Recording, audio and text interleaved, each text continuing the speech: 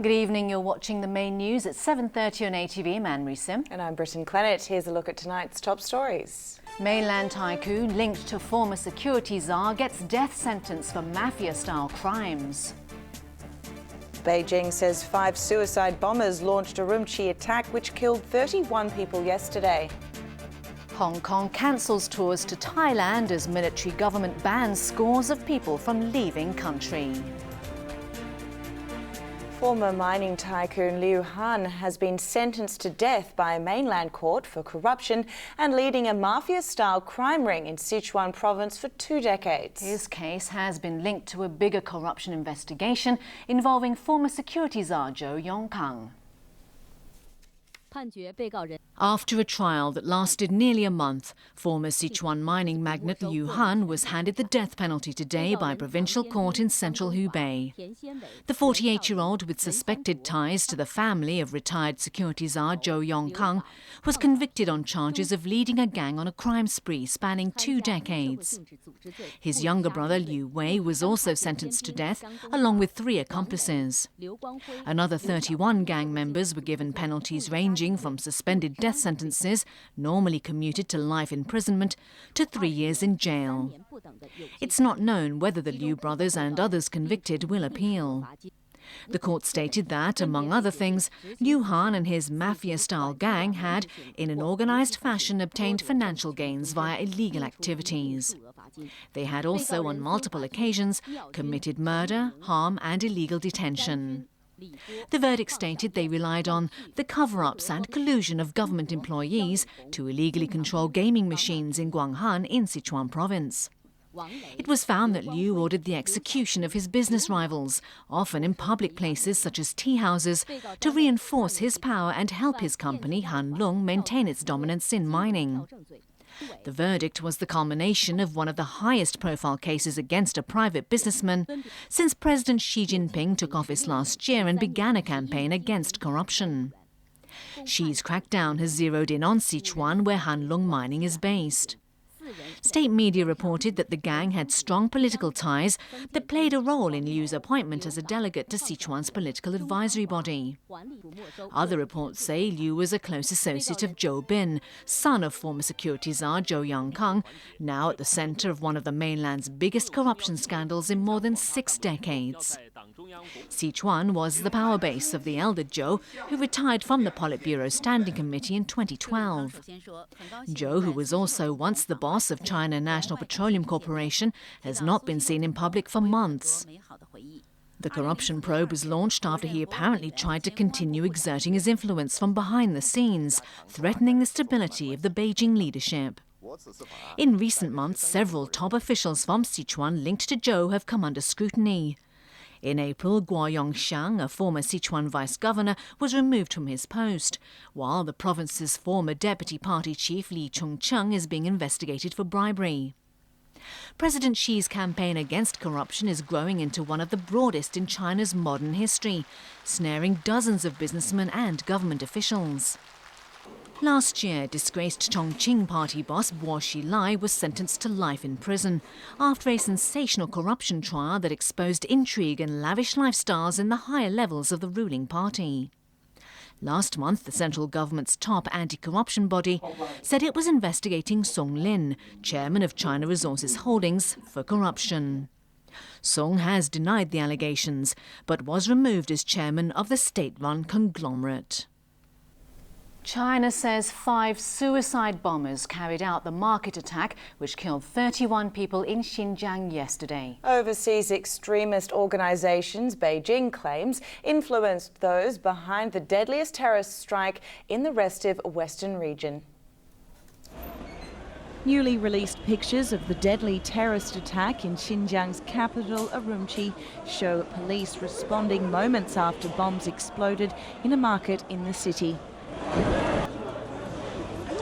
This elderly woman was among the scores of people rushed to hospital in the wake of the surprise attack yesterday. According to the Communist Party's Global Times newspaper, 5 suicide bombers in 2 vehicles blew themselves up. An investigation is underway for possible accomplices. The Foreign Ministry believes those behind the attack might have links to overseas terrorist organizations. 这次恐怖暴力事件 Spokesman Hong Lei said the assailants were influenced by religious extremism online. The horror began at 7:50 a.m. when the two vehicles without license plates rammed through a metal barrier and into a crowd of people. Bombs were hurled from the vehicles before they collided head-on, triggering an explosion. The terrorist attack, the deadliest in Xinjiang so far, left 31 people dead and 94 injured. Many of the casualties were elderly shoppers. Public Security Minister Guo Xiongkun, who flew to Urumqi immediately after the deadly raid, visited some of the injured in hospital. The fire burst out suddenly. When I turned around, a car was on top of me and I struggled to crawl out, said 79-year-old Qian Jufeng. I was about to buy beef and dates, but then I saw everyone around me pushing and running. I fell over and fractured my head, said Sharaguli Shaiti. The 62-year-old woman was one of the many Muslim Uyghurs hurt in the attack. Footage released by a Japanese TV crew today showed authorities reacting to an airline bomb threat just hours after the Urumqi attack. Two planes bound for Xinjiang were diverted, including this one travelling from Shanghai. It landed at Nanjing, where police stormed the plane and arrested one passenger. But no explosives were found on either plane. Yesterday's attack in Xinjiang's capital was the latest in a series blamed by Beijing on Islamist militants and separatists. Just 3 weeks ago, one person was killed and 80 injured in a terrorist assault at an Urumqi train station. The attacks have raised tensions in a region simmering with discontent, as Uyghurs in Xinjiang have long voiced discontent about restrictions on their religion and culture. They are also angry with policies that favour China's ethnic Han majority. The World Uyghur Congress office in Washington expressed shock over yesterday's attack and said it's time Beijing listened to the complaints. And our demands have fallen on deaf ears. So we have no any kind of direct or indirect communications or contacts with the Chinese authorities. And with this unfortunate incident, as a frequency of this happening, it should be a wake-up call for the Chinese government. The US also condemned the raid, branding it as the work of terrorists. We offer our deepest condolences and sympathies to the victims, their families, and all of those affected by this tragedy. President Xi Jinping, who has pledged zero tolerance on terrorism and separatism, has vowed to punish those responsible for the carnage in Urumqi. The army in Thailand has banned scores of politicians and officials from leaving the country following a coup that followed months of anti-government protests. Ousted Prime Minister Yingluck Shinawatra and other officials were summoned to the army's headquarters, while others, including protest leaders, are believed to be detained. ATV's Ben O'Rourke reports. A van believed to be carrying former Prime Minister Yingluck Shinawatra arrived at the army's headquarters this morning, as politicians, ministers and relatives of hers working in the government were summoned by coup leader General Prayut Chan-o-cha. The military seizure followed months of mass rallies by anti-government protesters who want to rid Thai politics of all traces of the Shinawatra family.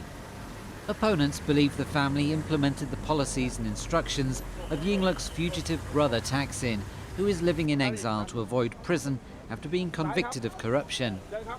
When the protests continued even after Yingluck was fired earlier this month for abuse of power and indicted for corruption over a rice-buying scheme, Prayut decided enough was enough. He demanded protesters on both sides give up and go home, or else they'll be fined or jailed. Crowds of anti-Yingluck yellow shirts boarded buses back home today, some of them disappointed they've been forced to end their fight. We've spent 6 months demonstrating and the people haven't gained anything, said this protester. Now the soldiers have taken control, we won't have our voices heard. I will come here again if the military doesn't do what we're demanding, said another. Since the protests began in November last year, dozens of yellow shirts have been killed in attacks on their camps blamed on red shirts who support the Shinawats. They're vastly outnumbered by the yellow shirts, and most have already returned home, although their leaders insist they're not going anywhere and will continue protesting. Earlier, Prayut invited foreign ambassadors in Bangkok for a briefing to explain why he'd taken over. Measures he's introduced include curfews, closing down television stations, and threats to restrict internet usage. Some politicians and protest leaders are said to have been detained. The general has also banned 155 political figures, including Yingluck, from leaving the country, a clear sign that he will not let her escape justice like her brother did 5 years ago. Thaksin was ousted in the last coup in 2006. He was seen to be selling out Thailand's sovereignty to Western corporations at the expense of the people, prompting the army, backed by the royal family, to step in. Moves by Yingluck to allow Thaksin, through an amnesty, to return home unpunished sparked the recent round of street protests. The West has slammed the latest military takeover. We've taken preliminary steps to suspend military engagement and assistance while we consider the facts on the ground. This is a standard part of the process that would take place. So right now there's a comprehensive review of that going on. The Secretary General is seriously concerned by the military takeover in Thailand today. He appeals for a prompt return to constitutional, civilian, democratic rule and an all-inclusive dialogue that will pave the way for long-term peace and prosperity in Thailand. Despite the behind-the-scenes drama and military checkpoints, the streets of Bangkok aren't as chaotic as they have been in the past, and it appears as if it's business as usual, at least as far as tourists are concerned. For the last 4 days, we have been having a very nice time as travelers, and we never faced any problem anywhere. I think it's a little bit scary because I don't know much about it. We're there. It's on our mind, but we're okay. We come from Israel, so we get used to it. The coup came 2 days after the army declared martial law. Ben O'Rourke, ATV News. And Hong Kong travel agencies have cancelled tours to Thailand for a week following the military coup. The Hong Kong government upgraded the alert for travel to Thailand to red, but many people still left for the holiday destination today. ATV's Winner Wong reports. Many individual travelers checked in at Chek Lap Kok today for flights to Thailand, although the SCR government issued the red travel alert last night after the army seized power in Bangkok. The second highest travel warning urges Hong Kong people to stay away from the popular holiday destination. But many who left today for Bangkok or beach resorts said they had booked well in advance and didn't want to waste money. They also said they heard the situation in Thailand is now calmer after the military takeover, following months of sometimes violent protests in Bangkok.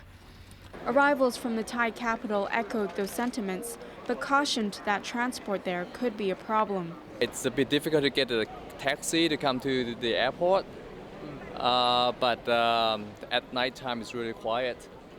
Yeah, because we have the curfew in the evening, so everyone rushed back to their home, so the traffic's really bad. But after like 10, 11 p.m. onward, it's really quiet.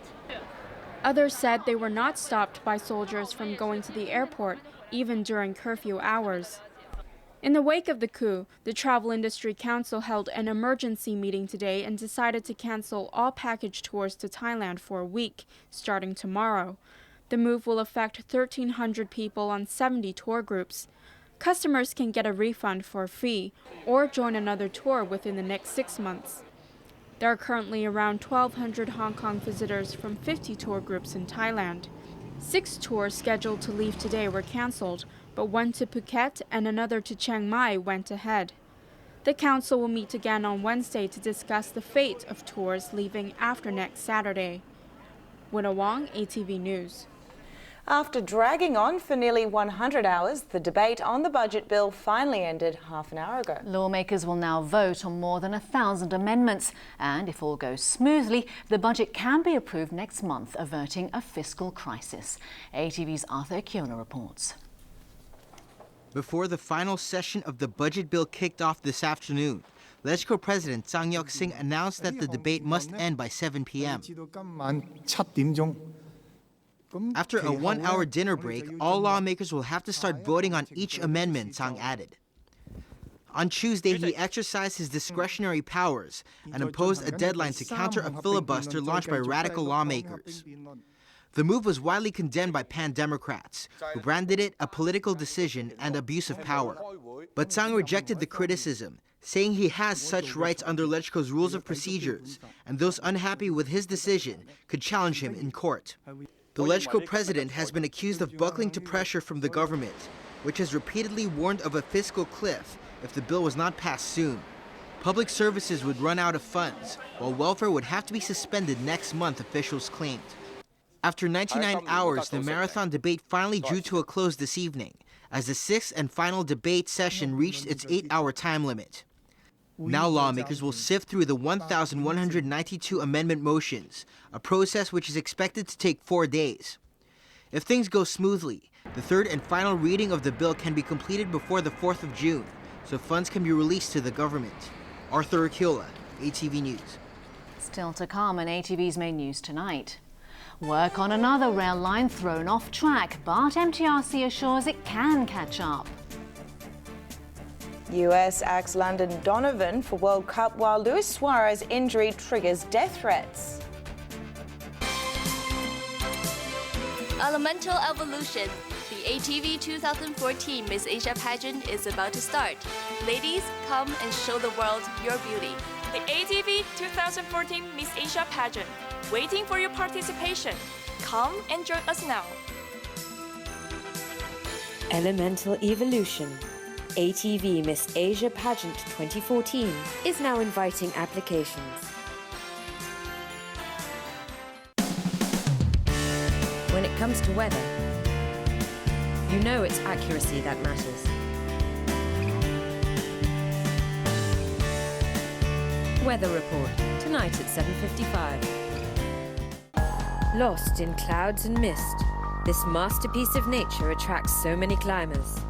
Take adventures, experience the beauty of nature. Coming close to the top, embrace the lost world in the sky.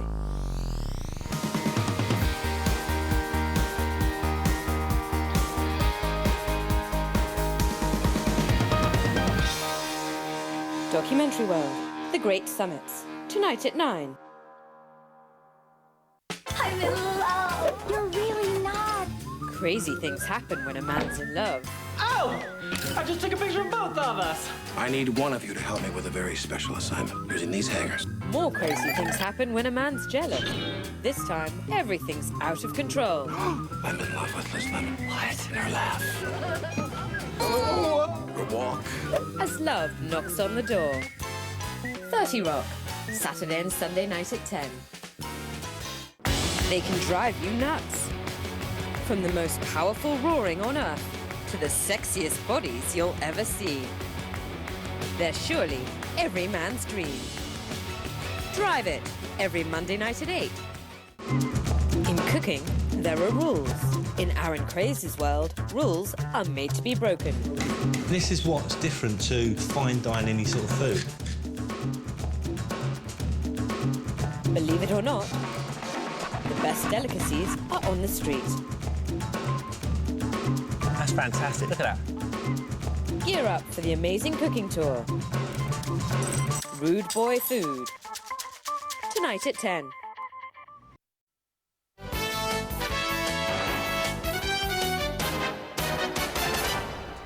A railway line connecting Yamate and Whampoa is the latest to fall behind schedule, adding to the MTRC's litany of woes. But officials are still aiming to complete the Kwun Tong line extension next year.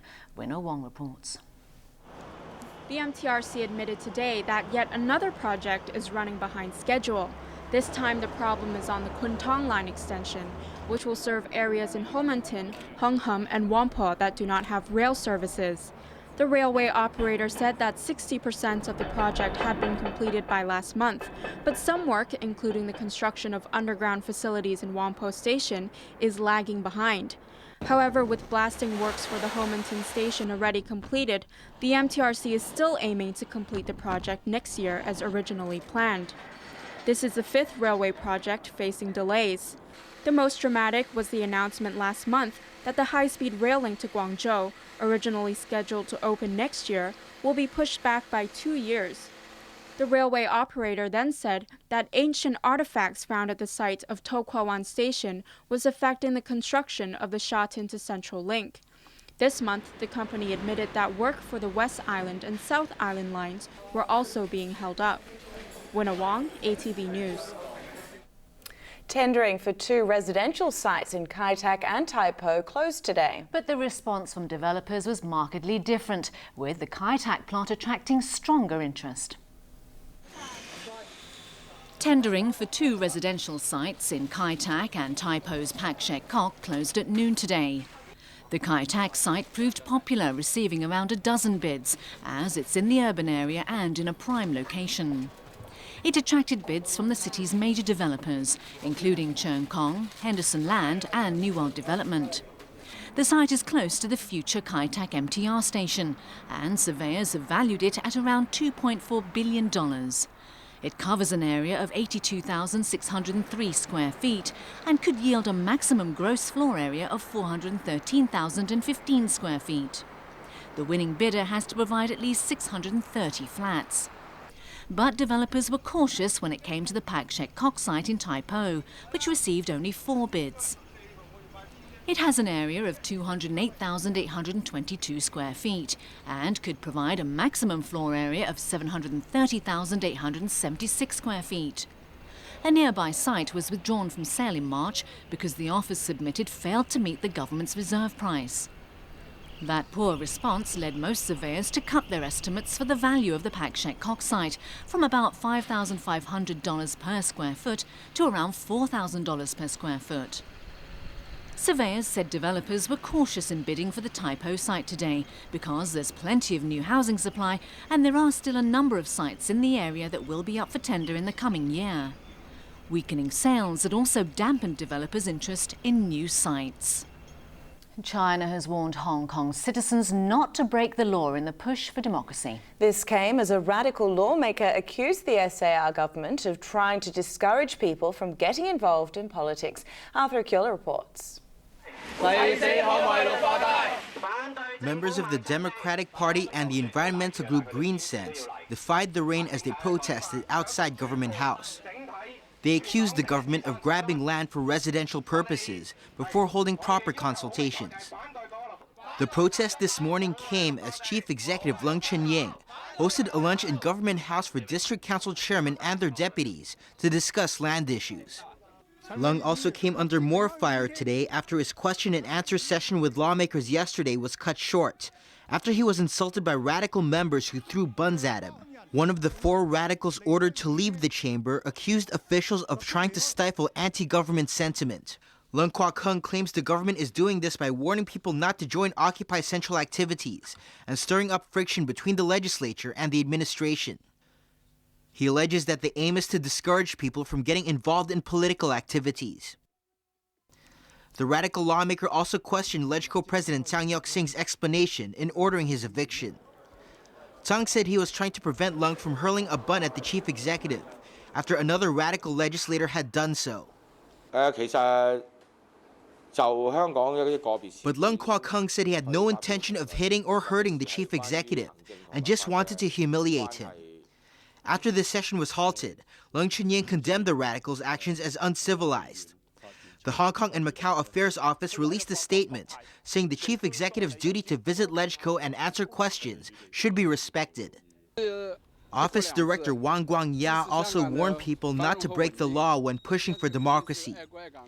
At a meeting in Beijing with Hong Kong delegates to China's top political advisory body, Wang said the police will deal with attempts to occupy Central. Arthur Akula, ATV News. Time now for sports with Raymond Young. And death threats ahead of the World Cup. Well, that's right. They've come from angry Uruguayans. The threats were directed at Newcastle defender Paul Dummett, who has been blamed for an injury that could force Uruguay's star striker to miss the World Cup. Uruguayan football fans are keeping their fingers crossed after marksman Luis Suarez underwent surgery for a knee injury. Doctors said the operation was successful, but a top scorer in England last season needs at least 3 weeks to regain full fitness. Die-hard Uruguayans who fear that Suarez might miss the World Cup have issued death threats online to Newcastle defender Paul Dummett, blaming him for injuring the Liverpool striker during a Premiership clash last week. Suarez himself is confident of playing in Brazil when the world's top football tournament kicks off in 3 weeks' time. Uruguay are in the same group as England, who have been training in Portugal. The English are hoping that Wayne Rooney, who failed to score in the last 2 World Cups, will deliver in Brazil. There'll be no excuses this time if I don't perform. I want to go and show the world what I can do, and I really believe this is the time to do it. England will also play Italy and Costa Rica in the group stage. Veteran goal poacher Landon Donovan has been axed from the US squad. He scored a record 57 goals for his country, but the national coach said at 32, the striker is feeling his age. The other guys right now are a little bit ahead of him, and I told him that, and he understands it, but obviously he's very disappointed. Donovan's omission could prompt him to retire from international football. The host nation, meanwhile, faced more protests. More than 15,000 people marched in Brazil's largest city, Sao Paulo, which will host the opening match of the World Cup. The demonstrators demanded justice, saying they lost their homes because of infrastructure building and soaring property prices. Street artists are also angry and responded with drawings to show that public money should be spent on the needy and not on the World Cup. And a look at the weather before we go. There was more unstable weather today with downpours in the northeastern New Territories this morning. Temperatures ranged from 25.4 to 28.9 degrees, while the relative humidity was between 82 and 98%. Winds were moderate to fresh coming in from the southwest. Let's check on the ultraviolet reading. The maximum recorded for the day was 1. And tomorrow's UV index will be around 9. Now for a look at the weather in the region. A lingering trough of low pressure is bringing a more unsettled weather to Guangdong. And now the satellite images. Cloud bands are covering southern China. Here's what we can expect over the next few days. Showers overnight may give way to sunny periods tomorrow. Temperatures will range from 27 to 31 degrees. Finally, a break from the gloomy skies in the days to come, which will remain hot with a high of 32 degrees. And here are the latest pollution readings under the Air Quality Health Index. General stations are at 2 to 4, meaning the health risk is low to moderate. Roadside levels are at 4 to 5. Finally, here's the weather around the world.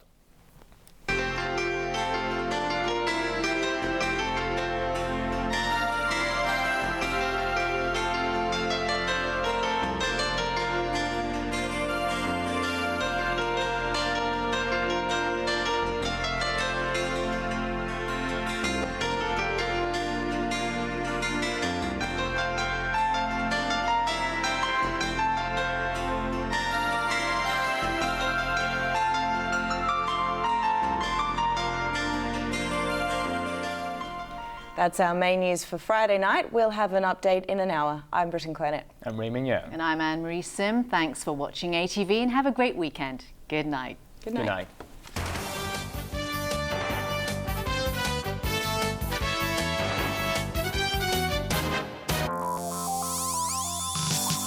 Coming up, Super Cameras 3.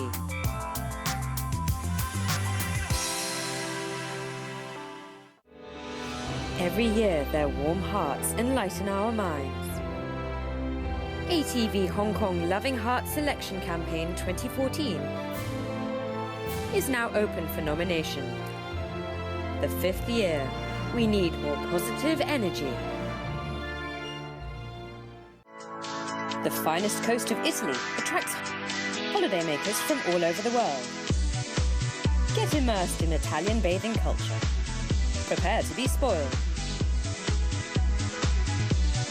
Leisure time. Life's a beach. Tonight at 8:30.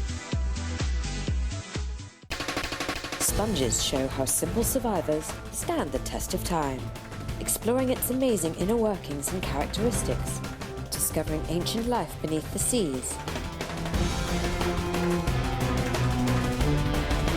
Giants on the Seven Seas, Monday night at 8:30. Use your time wisely. Make every hour of every day count.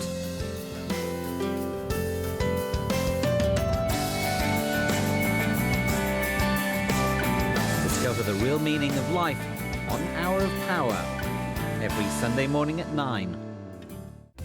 Hot topics of our time. Key issues of the day. From different perspectives of comprehensive views. The forum. The news. The discussion. Check in current news. Newsline, Sunday night at 8. Soccer Fever, amazing moments. Presents the most fantastic game ever.